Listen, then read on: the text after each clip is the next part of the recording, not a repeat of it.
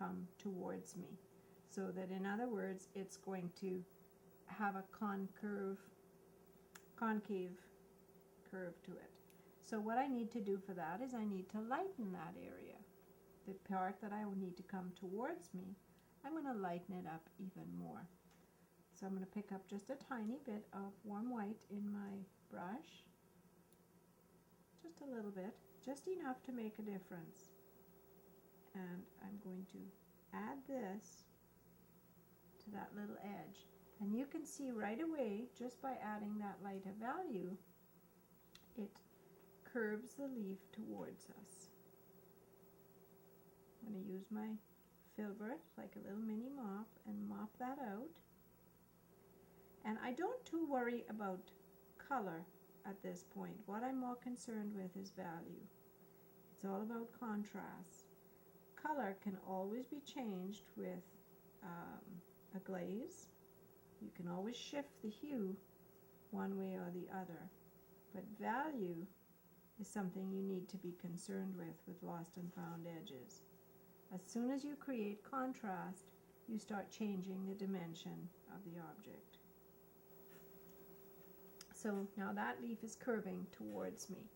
I'm going to do the same on this leaf. I want the bottom of it to curve in towards the viewer. So that way I need to add a little bit of light to that bottom leaf. I'm going to come in here along this edge.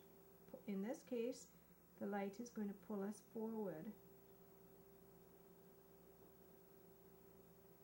And I'm just going to fade that off along that edge.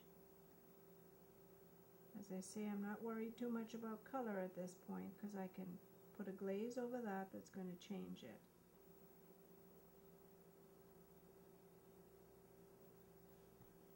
And I'm going to blend that out.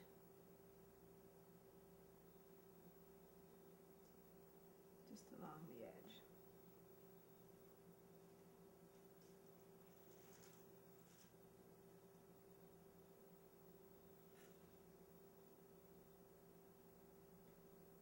Now if I want that back edge to disappear completely, I've got to do something to it to make it feel more like the background. And in this case, I'm going to pick up a little bit of yellow oxide and a touch of the green, and a little bit of umber, keeping it nice and dull. I want that edge of the leaf to be almost the same as the background. That's too light. So I'm going to have to go back in with a little bit of burnt umber.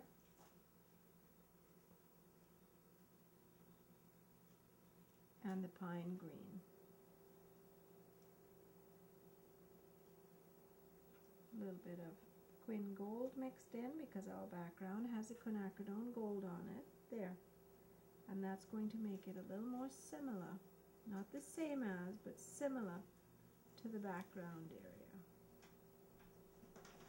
So anytime you want two objects to appear closer together, you have to make them similar to each other. And how do you do that? You create a lost edge.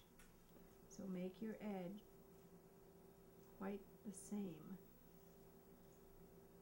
You'll hear me repeat this many times because this is the point we're trying to drive home between lost and found edges. Contrast pulls areas apart, and similarities makes areas appear closer together. Now we need a little bit of interest on that leaf, so I'm just going to go in and create some of those striations. I'm going to do that with my angled brush. I can make them a little bit lighter. As long as the colors are dull, I'll be okay. Now you notice the leaves that are further away from us have less interest. And why is that? That's because further away draws less attention. We don't want the objects in the background to be as important as those in the foreground. So by leaving the details to a minimum, you're able to attract the viewer's eye to the areas that are more interesting. So there.